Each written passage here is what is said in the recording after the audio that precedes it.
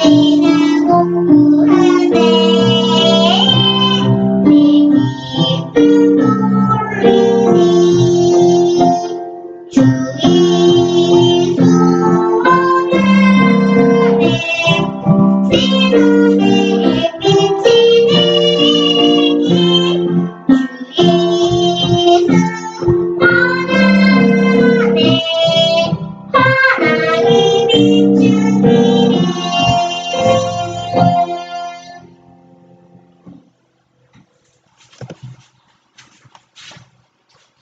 오늘은 제1부 예수님처럼 온전하게 그리스도인이라면은 가장 듣기 싫어하는 말 중에 바로 이 말씀입니다. 아니 우리가 어떻게 해요? 온전한 사람이 될 수 있느냐? 제 기억으로는 한 8년 전인 것 같습니다. 안식일날 예배를 마치고 점심 식사하면서 이날은 그 유명한 대학 교수와 같이 식사를 하면서 이런 말씀을 나누게 되었습니다. 우리가 예수님처럼 온전하게 될 수 있다는 얘기는 그 얘기를 그냥 그렇게 받아들이면 안 된다고. 사람은 절대로 예수님처럼 온전하게 될 수 없다고 그렇게 잘라서 말씀하는 걸 들었습니다. 오늘날도 똑같습니다. 대부분의 사람들은 온전하게 될 수 없다고 말하고 있습니다. 만약에 온전한 사람이 될 수 있다면 사람들이 그게 엄청난 스트레스를 받고 아마 예수님을 떠날 사람이 많이 있습니다. 오늘날 교회에서도 온전한 사람이 되라고 이야기하면은 또 회개하고 거듭나라고 강조하면은 교회에 남아있을 사람이 얼마나 있을까? 아마 많은 사람들이 예수님을 떠날 것입니다.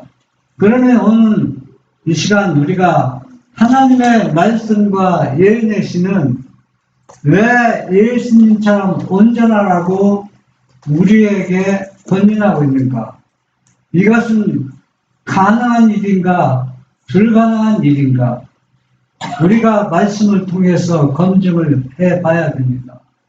그러면 예수님께서 온전하라고 우리에게 권면해 줬을 때는 이 일이 가능하고 할 수 있기 때문에 말씀을 통해서 우리에게 권면해 주고 있는 것입니다. 그러면 우리가 예수님처럼 온전한 얘기는 우리 스스로는 온전할 수가 없습니다. 그러나 예수님께서는 요한복음 20장 22절 여러분 그 말씀 기억합니까? 요한복음 20장 22절 예수님이 승천하시고 엠마오로 가는 그 두 제자와 같이 동행하면서 다시 밤에 예루살렘에 와서 제자들이 모여서 있는 곳에 대해서는 성령을 받아라. 숨을 내쉬며 가라사대 성령을 받으라. 이 성령을 받으라는 얘기는 선지자는 하나님의 아들의 생명의 씨앗을 그 생명력을 주어서 그걸 통해서 우리가 온전하게 되는 것입니다. 우리의 믿음이 좋아서 온전하게 되는 것도 아니고 우리가 기도 많이 해서 찬양 많이 해서 자선사, 봉사사 많이 해서 남을 도와줘서 온전하게 되는 것이 아닙니다.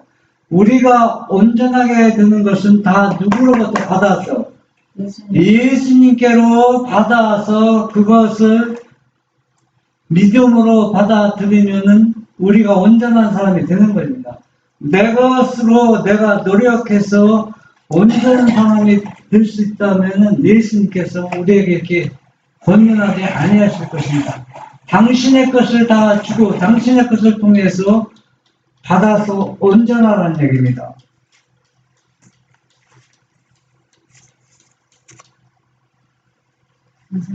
마태복음 16장 24절 이에 예수께서 제자들에게 이르시되 아무든지 나를 따라오려거든 자기를 부인하고 자기 십자가를 지고 나를 쫓을 것이나 우리가 온전한 삶을 살려면은 예수님이 주신 온전한 마음 그 거룩한 이유와 성품을 그분으로부터 받기 위한 것의 첫째 조건이 뭐냐? 우리가 예수님이 십자가를 지고 골고다로 가신 것처럼 예수님이 가는 그 길을 우리도 내 십자가를 지고 예수님을 따라가야 우리가 어떤 사람이 될 수 있다는 얘기입니까? 온전한 사람이 될 수 있다는 얘기입니다. 예수님이 가신 길을 그대로 따라가는 겁니다. 내가 개척해서 내 발로 걸어가는 게 아니라 그분을 바라보고 우리의 표대가 그분을 향해서 한 발짝 한 발짝 걸어갈 때 나 자신을 완전히 내려놓고 부인하고 예수님만 바라보고 따라가는 사람이 어떤 사람이 되나? 온전한 사람이 될 수 있다는 것입니다. 사도행정 523. 사도는 믿는 여인들에게 언어에 순결하고 의복과 단장을 품위 있게 하도록 권고하였다. 그는 너희 단장은 머리를 꾸미고 금을 차고 아름다운 옷을 입는 외모라 하지 말고 오직 마음에 숨은 사람을 온유하고 안정한 심령에 썩지 아니할 것으로 하라. 이는 하나님 앞에 값진 것이니라고 권면하였다. 네, 여러분 다 아시는 말씀이지만 하늘에 들어갈 수 있는 첫째 조건이 뭔지 아세요? 은별이 뭘까? 하늘에 들어갈 수 있는 첫째 조건 온유, 뭐라고 생각합니까? 온유한 자는 그 확실합니까? 복이 그게 첫 번째 나왔어요. 8도 신령이 강한 자는 복이 있나 했죠. 그런데 온유가 첫째 조건입니다. 하늘에 들어갈 수 있는 조건 중에. 여러분 우리가 옷을 입는데 아무렇게나 입으면 안 돼요. 그래서 비싼 옷을 사서 입으라는 얘기가 아니라 우리의 평상시 옷차림은 뭐가 하냐면 우리 마음속에 단장한 것이 일부러 나타나서 하나가 되게 해야 되는 겁니다. 잘못하면 오해해서 좋은 옷만 사서 입으라는 얘기, 그런 얘기가 절대 아닙니다. 세상 사람들 입는 그 옷을 따라가는 것도 아니에요. 여기에서 선지자가 왜 이런 말씀을 하셨는가? 우리가 그걸 생각합니다. 물론 일부를 단정하고 치장하는 것, 그거는 그렇게 하라는 그 목적이 아니라 온유한 사람의 심령에 썩지 않고서 온유한 사람은 일부러 나타날 때도 그것이 표가 난다는 얘기입니다. 그래서 이런 것들이 다 하나님 앞에 값진 진주라고 권면하고 있습니다. 이 교훈은 각 시대의 신도들에게 적용된다. 그의 열매로 그들을 알리라. 온유하고 침착한 정신으로 마음을 단장하는 것은 그 값을 헤아릴 수 없다. 참 그리스도인의 생애에서 외모의 단장은 언제나 내적 평화와 거룩함에 일치한다. 그리스도께서는 아무든지 나를 따라오려거든 자기를 부인하고 자기 십자가를 지고 나를 좇을 것이니라고 말씀하셨다. 네. 내적으로 평안하고 온유한 사람은 그 내적인 것이 일부러 나타나도록 이 거룩함이 옷 입는 모습까지 우리가 나타나도록 연결시키고 있습니다. 왜 그렇게 말씀하십니까? 우리가 한번 깊이 생각해 볼 필요가 있습니다. 참 그리스도인 생애에서 일부의 단장은 언제나 어디와 같이 연결된다? 내적 평화와 거룩함에 일치한다고 했습니다. 그러면서 자기 자신을 부인하고 누구든지 누구를 예수님 나를 쫓을지냐 십자가를 지고 십자가를 지고 쫓아갑니다. 예수님 십자가를 지고 쫓아가는 얘기 여러분은 깊이 생각해 보셨습니까? 왜 십자가를 지고 쫓아가고 있을까요? 자기를 부인하는 게 십자가 달려 죽는 것처럼 여러분 조금 전에도 우리가 그 평상시 예배드리는 순간 생활 속에서도 내 마음에 안 맞는 마음에 불편하죠. 그거는 뭘 지기를 꺼려하는 거예요. 십자가를 지기를 꺼려하는 거예요. 내 마음에 온유하면은 옷 입는 것도 말이나 모든 행동들이 뭐가 일치해요? 내적 평화와 일치가 되는 겁니다. 그렇게 하라고 권면하는 것이지 예물을 좋은 일 있고 예물을 단장할 그런 뜻이 아닙니다. 잘못하면 오해의 소지가 있는데 여러분 그걸 잘 우리가 이해해야 된다는 겁니다. 행적 523. 극기와 희생은 그리스도인 생애의 특징이 될 것이다. 취향이 변했다는 증거는 주님의 속량된 자들을 위해 놓여진 길로 행하는 모든 사람들의 의복에서 나타날 것이다. 아름다움을 사랑하고 그것을 갈망하는 것은 옳은 것이다. 그러나 하나님께서는 우리가 최고의 미, 즉 썩지 아니할 것을 먼저 사랑하고 찾기를 바라신다. 네. 우리가 의복 하나 입을 때도 예물로 단장할 때도 이것이 뭐가 내가 진짜 예수님을 사랑하고 예수님의 온유한 마음을 나타낼 것인가 생각한다면 우리가 어떻게 해요? 다 내적과 이적이 연결된 생애로 살아라는 얘기입니다. 내가 하고 싶은데 편한 대로 하지 말라는 얘기입니다. 언어나 말이나 옷 입는 것도 내가 하고 싶은 대로 하지 말고 누구와 연결되는 겁니까? 예수님과 연결시키는 것입니다. 신자가 복음의 신앙을 받아들인 다음에 할 일은 그의 품성에 덕을 더하여 마음을 정결하게 하고 하나님을 아는 지식을 받아들이기 위하여 마음을 준비하는 것이다. 이 지식은 모든 참 교육과 모든 참 봉사의 기초이다. 이것이 유혹에 대한 유일의 참 방법이며 이것만이 사람의 품성을 하나님과 같게 만들 수 있다.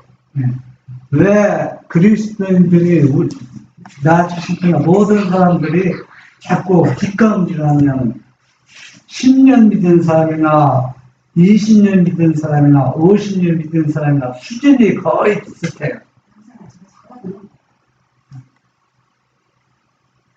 그것은 문제가 있다는 얘기다. 그 문제가 뭔지 지금 얘기해주고 있습니다. 온전한 사람이 되는 관계에서 의복도 그게 또 우리가 예물 단장도 그것도 연결이 되고 모든 것이 그러면 우리가 예수님을 믿는다고 고백하고 그리스도인 제자 아들 딸이 되었으면은 우리가 예수님 믿는 그리스도에 된 것이 만족해서 안 된다. 그 믿음이 자라나는 것이 성화의 과정입니다. 그 성화의 과정이 덕성이 있어야 되고 또 언어나 모든 면에서 하나하나 뭐가 됩니까? 일치가 돼야 됩니다. 그 일치가 되기 위해서는 뭡니까? 우리가 성경 지식을 깊이 쌓고 연구하고 그 말씀대로 순종해서 우리가 다른 사람 돕고 봉사하고 이런 것들이 한 박자가 돼야 되는 겁니다. 예. 이런 것들이 그렇지 않으면은 우리가 성화의 과정에서 재발언을 하면서 자라나지 못하고 있는 거예요. 예? 그냥 여러분 우리가 농군이지만은 씨앗을 뿌려서 싹이 나면은 그냥 자라납니까? 싹이 자라날 때 뭐가 있어야 돼요? 햇빛도 있어야 되고 영양분도 있어야 되고 햇빛도 있어야 되고 수분이 있어야 되잖아. 우리의 덕성도 우리의 믿음도 우리의 신앙도 똑같습니다. 그래서 시골 생활을 권면하고 있는 거예요. 여러 가지 이런 것들을 우리에게 참 교육을 시키는 겁니다. 천연계를 통해서. 내가 예수님 믿겠다고 선언하고 그리스도인이 되었지만은 우리의 독성, 통성은 성화는 하나도 성화되는 과정을 거치지 못하고 있다는 얘기입니다. 또 성경도 더 지식을 깊이, 성경을 깊이 지식을 쌓는다는 얘기는 그분들의 그 희생과 사랑이 얼마나 큰지 그것을 더 깊이 배워가는 것입니다. 그렇지 않을 때는 우리는 어떻게 됩니까?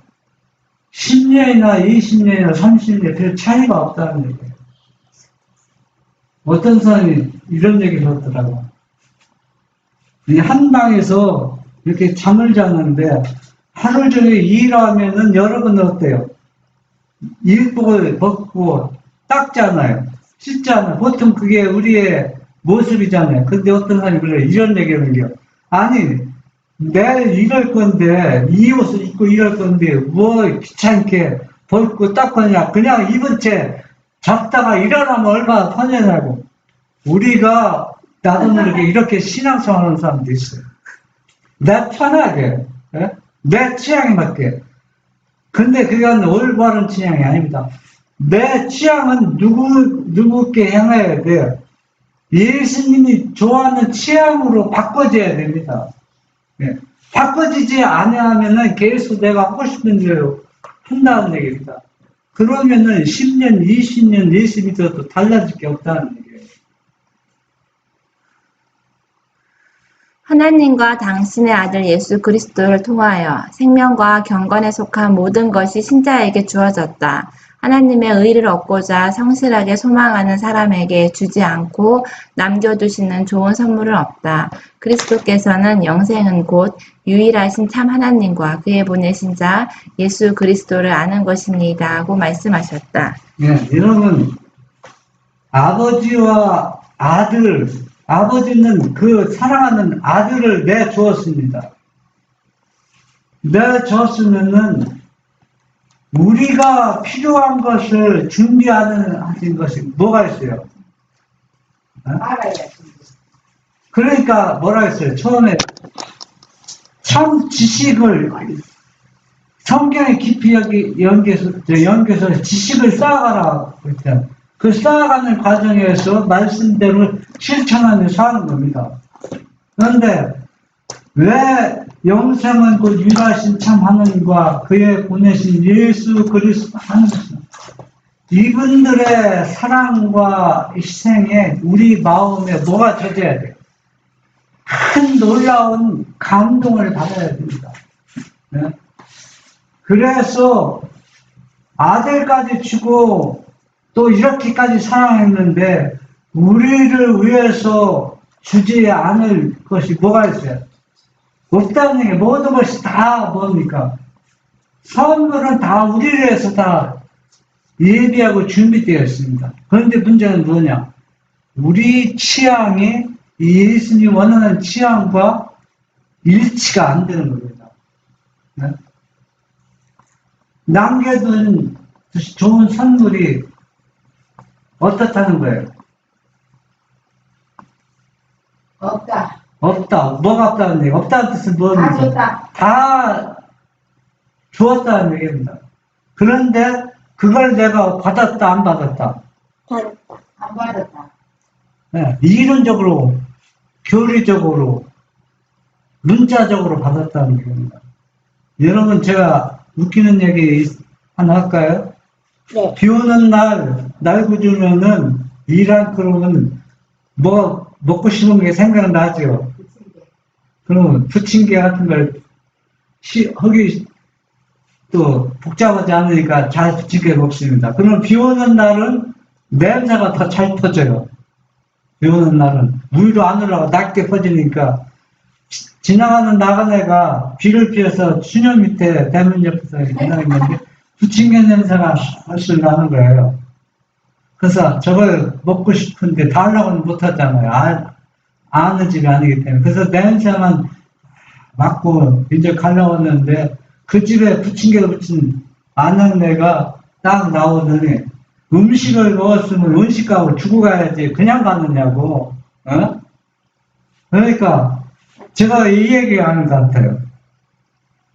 하나님이 아무리 큰 사랑을 퍼부어도 우리가 그 사랑을 실질적으로 받고 체험하지 않으면은 우리에게 아무 유익이 없다는 얘기입니다. 그때 이 나그네가 나그네가 떠나면서 짤랑짤랑 이 돌리나 가져가시오 떠나가더라는 얘기야. 그러니까 하나의 웃기는 얘기지만 우리에게 신앙이 그렇게 할 수도 있다는 얘기다. 하나님과 관계가 그런 관계가 되어서는 안 된다는 얘기입니다. 그러니까 할아버지 그때 이 이야기 해줬잖아요. 사귀었다. 그랬어요?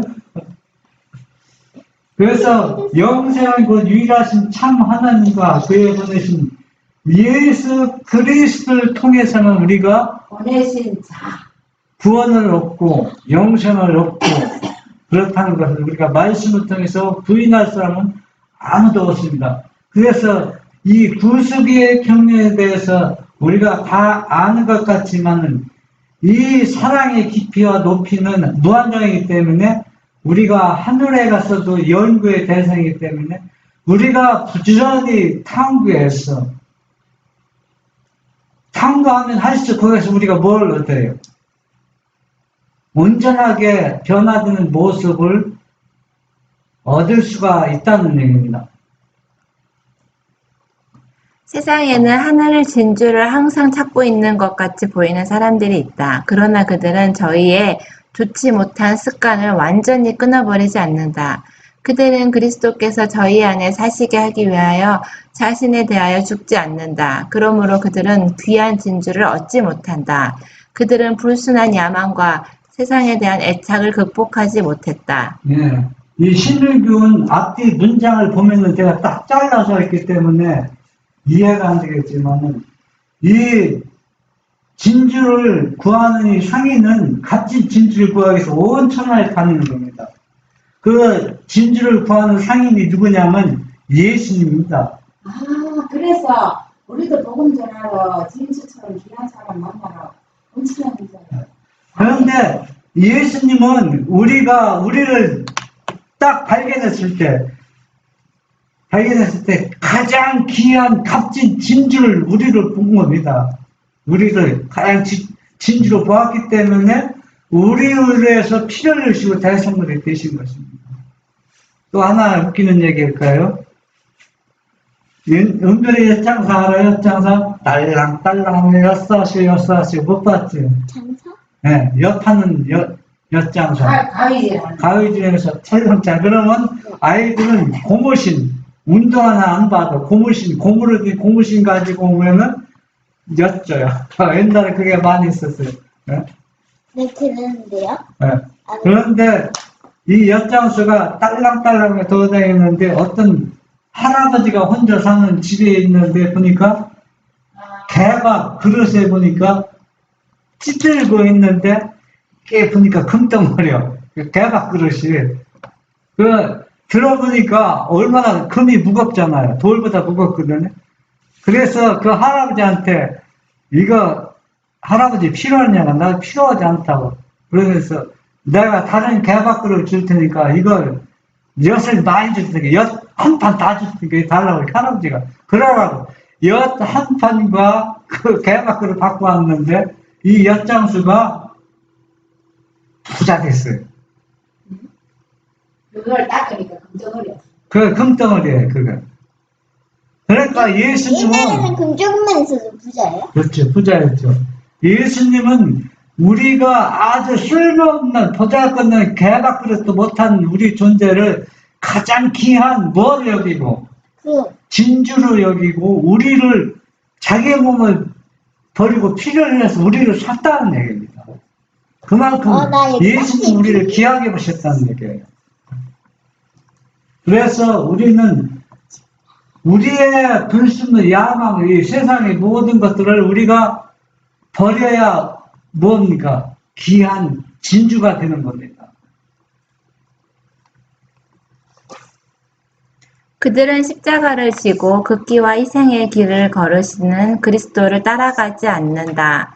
그들은 거의 그리스도인이 되기는 하였으나 아직 완전한 그리스도인은 아니다. 그들은 거의 하늘나라에 가까이 이른 것 같이 보이나 그곳에 들어갈 수는 없다.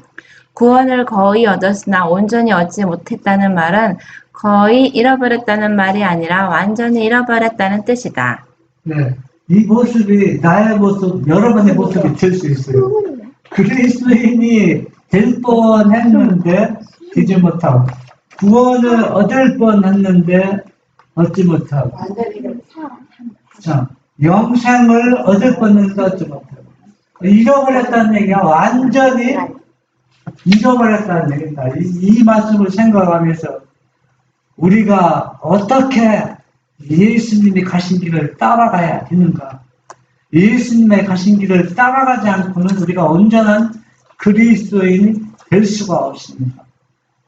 여러분이 그래서 예수님이 인성을 쓰시고 이 땅에 오신 겁니다.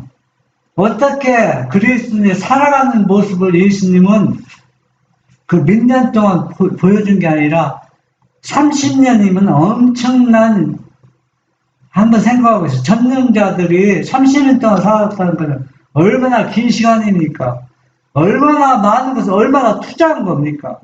네? 엄청난 시간을 투자한 겁니다. 한번 생각하고 계세요. 그걸 누구로 해서? 우리 인간들은 너무 귀한 진주이기 때문에 우리가 예수님이 모범을 보여줘서 어떻게 살아가는 것을 당신 자신을 따라오기 위해서 30년 이상 투자하면서 우리에게 본을 보여주셨다는 얘기입니다. 산상보훈 14. 온유한 자는 복이 있나니 팔복에는 그리스도인의 경험을 쌓아가는 길이 사방으로 나 있다. 그리스도의 필요를 깨닫고 죄 때문에 애통해하고 그리스도와 고난의 학교에 함께 앉은 사람들은 거룩한 교사에게서 온유를 배우게 될 것이다. 네. 우리가 품성의 성화의 과정에서 회개하고 자라는 과정에서는 여러 가지 길이 있지만 그 중에서 으뜸이 되는 것이 뭐냐? 온유라는 얘기입니다.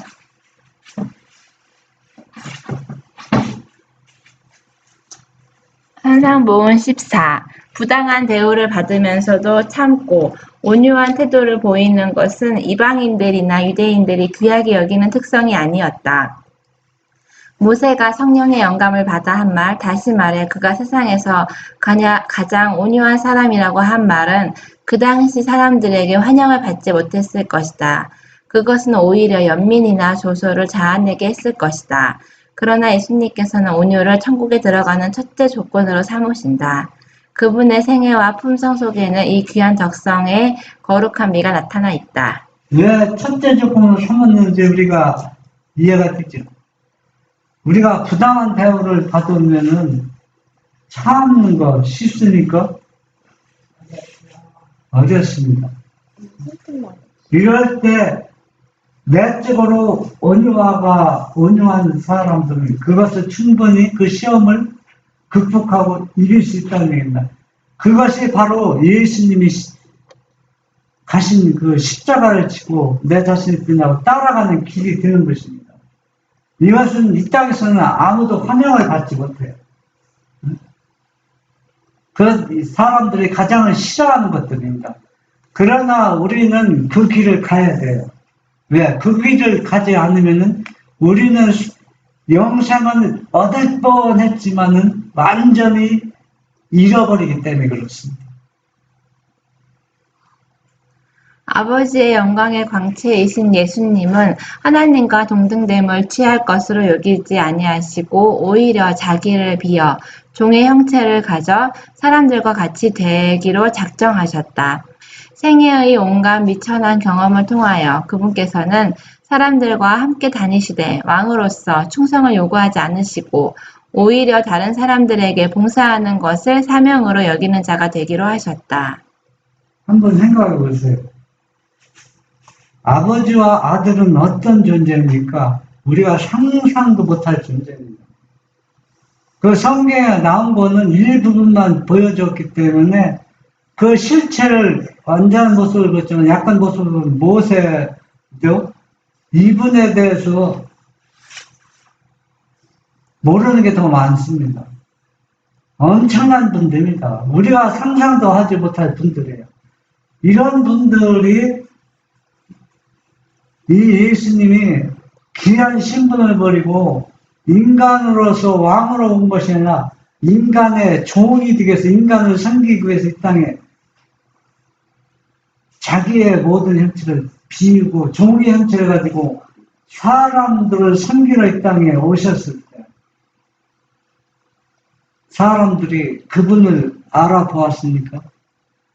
만약에 왕으로 왔다면 많은 사람들 알아보고 환영하고 그분을 어떻게 많은 사람이 따랐을 것입니다. 그러나 그분을 따르는 사람들은 극소수였습니다. 왜 그렇습니까? 그들은 그리스도인이 되었지만은 뭐가 내적, 일적으로 운유가 전혀 없었습니다. 다른 사람에게 봉사하는 것, 그거 좋지만은 그들이 그 봉사가 뭐와 하나님의 진리와 말씀과 일치가 돼야 되는데 일치가 되지 않고 그 봉사를 통해서 남을 도와주는 그 일을 통해서 그 의가 예수님 의가 아니라 자신의 의를 드러내서 자신이 예수님이 받아야 영광을 자신이 받고 그렇게 하기 때문에 그들은 뭡니까? 이 귀한 분들이 왔지만 알아보지 못했다는 거예요. 우리가 평상시 믿음의 생애도 유대인들처럼 그렇게 살아가는 사람들이 많이 있습니다. 그러나 그것은 그들의 마음에 자기를 부인하고 자기 십자가를 지고 예수님이 가신 길을 따라가기를 원치 아니했기 때문에 예수님이 주신 다른 십자가를 지고 그분을 따라간다. 그 십자가는 자기가 만든 십자가입니다. 예수님이 주신 십자가를 지고 그분이 가신 길을 따라가야 하는데 자기의 의를 통해서 자기가 원하는 길을 예수님을 따라가는데 야전 예수님이 뭐라고 나는 너를 모른다 하실 것입니다.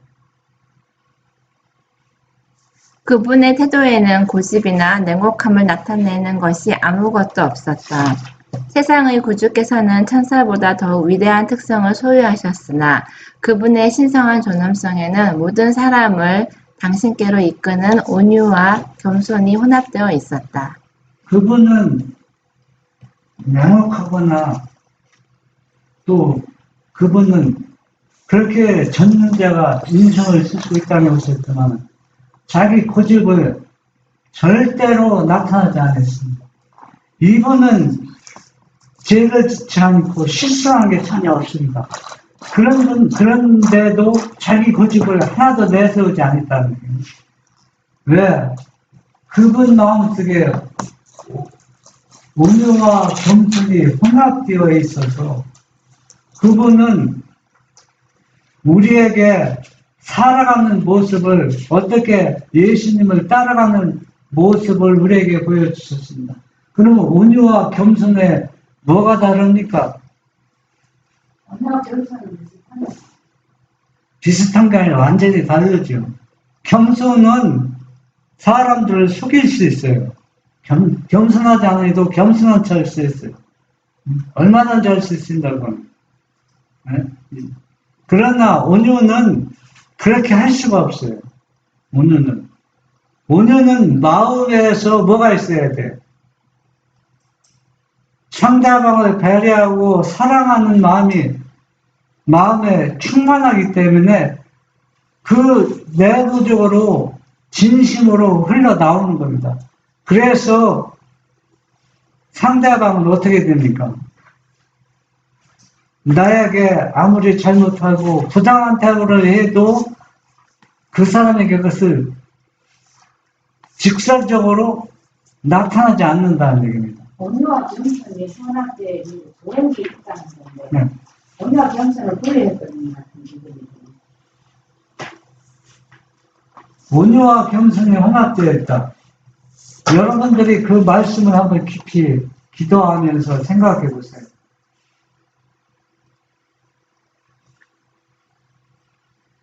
화이트성 마태복음 16장 24절 그리스도께서 가신 길을 따라감. 구원을 받은 사람들은 그리스도께서 가신 길과 꼭 같은 길을 따라가야 한다.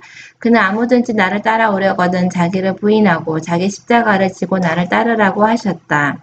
품성은 그리스도와 같은 모양으로 꼴지어져야 한다. 네. 우리의 품성은 조금이라도 흠이 있으면 안 된다.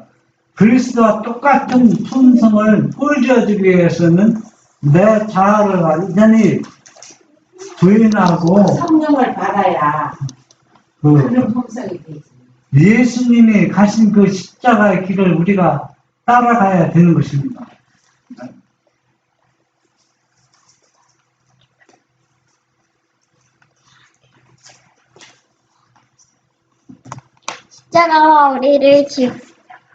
십자가가 우리를 지고 감. 우리는 십자가를 지고 그리스도를 따라야 한다. 십자가를 지는 사람들이 알게 되는 것은 그들이 십자가를 질 때 오히려 십자가가 그들을 들어올려서 그들에게 꿋꿋함과 용기를 주고 세상 죄를 지고 가는 하나님의 어린 양을 가리켜 보인다는 사실이다. 네. 우리가 인간적인 안목으로 볼 때는 십자가를 지고 따라가면 잃을 게 많아요. 손해볼 게 많다. 예를 들어서 한 가지 말씀드릴까요? 오늘은 이제 금요일 날입니다. 금요일 날인데 그동안 안식일을 철저히 잘 율법적으로 지킨 것이 아니라 믿음 안에서 안식일을 잘 예배하고 지켰습니다. 그런데 해지는 시간에 엄청난 거래가 있는데 그 거래를 맺지 못하면 엄청난 손실을 당하는데 그러면은 이 안식일을 지키는 사람이 고민에 빠집니다. 이 거래처를 안식일을 조금 보면서 이 거래처를 자기가 붙잡기 위해서는 계약을 해야 되는데 안식일 때문에 그러면은 우리가 예수님이 십자가를 지고 따라가면은 딱 그 거래처가 약속 시간에 안 나갑니다. 안 나가면 잃어버릴 것 같지만은 절대 잃어버리지 더 많은 축복을 준다는 겁니다. 그렇기 때문에 내가 온전한 같이 너희도 온전하는 얘기입니다. 절대로 손해보지 않습니다. 우리가 의와 우리 생각으로 온전할 것 같으면 우리는 불가능한 일인 거예요. 당신이 모든 것을 주시고 받아서 따라오라는 얘기지. 너 십자가를 지고 그냥 따라오라고 그렇게 하셨으면은 그것은 불가능한 일을 우리에게 명령하는 것입니다. 그러나 제가 서론에서 말씀드린 것처럼 너희가 예수님처럼 온전한 얘기는 예수님이 모든 것을 주고 그것을 받아서 나를 따라오라고 한 겁니다. 그래서 우리는 그 말씀을 순종하고 여기처럼 예수님이 십자가를 지고 가신 그 길을 우리도 나 자신을 다 내려놓고 예수님 것 받아서 따라가면은 우리가 누구처럼 되는 거예요? 예수님처럼 되는 겁니다. 인간의 안목을 보면은 모든 것이 다 잃어버릴 것 같지만 절대 잃어버리지 않는다는 얘기입니다. 엿장수가 엿판 다 주고 그 개그릇 하나 얻었으면은 집에 가면 부인이 난리 나겠죠. 그 진짜 금인 줄 모르는 사람은. 그러나 진짜 금인 줄 아는 사람은 어때요? 기뻐가 룰랄라. 예, 노래 부르겠죠. 우리도 똑같은 상황입니다. 우리는 절대 손해볼 게 없어요. 무슨 일을 해도 예수님 따라가는 길은 손해가 절대 없다는 얘기입니다. 땅의 낮은 곳에서 들어 올려서 십자가는 우리를 땅의 낮은 곳에서 들어 올려서 하나님과 가장 즐거운 교제를 누리도록 할 것이다. 십자가를 지는 이를 통해서 우리의 경험은 다음과 같이 말할 수 있는 경험이 될 것이다. 내가 알기에는 나의 구속자가 살아계시니 후일에 그가 땅 위에 서실 것이라. 이것이야말로 얼마나 확실한 보증인가. 이게 누가 한 얘기입니까? 욥이 한 얘기 아닙니까? 욥이 욥이 얼마나 큰 시련을 당했어요. 하루에 재산과 자녀를 다 잃어버렸지만은 그러나 이 보증의 약속을 욥이 믿었기 때문에 하나님을 원망하지 아니했다고 했습니다. 그래서 이 예, 그래서 욥은 의인이라는 하나님께서 말씀하셨다는 거예요. 우리도 대사님은 뭐 그래도 하나님께 원망 안 할 마음이 있습니다. 그게 바로 뭐냐? 십자가를 지고 가는 사람들입니다. 자기 자신을 부인하고. 그런 사람이 어떻게 된다? 예수님처럼 온전한 사람이 될 수 있다는 얘기입니다. 우리는 예수님이 말씀하신 것을 믿음으로 받아들이고 말씀대로 순종해서 우리가 예수님처럼 온전한 사람이 됩시다. 하이주성 마태복음 16장 24절 갈림길에 서 있는 십자가. 십자가는 두 길이 나뉘어지는 곳에 서 있다. 한 길은 하늘로 가는 순종의 길이요. 다른 한 길은 사람들이 썩어질 것들과 죄의 무거운 짐을 진 채 아무렇게나 갈 수가 있지만 필경은 파멸과 영원한 죽음에 이르는 넓은 길이다. 네. 십자가는 두 길이 있는데 한 길은 어디로 통하는 거? 하늘로 통하고 한 길은 썩어질 파멸로 죽음으로 통하는 길입니다. 여기 계신 분들은 어디로 통할 것입니까? 십자가를 지고 하늘로 가는 길을 가서 우리가 썩지 않고 영원히 예수님과 함께 사는 우리 모두가 되기를 바랍니다.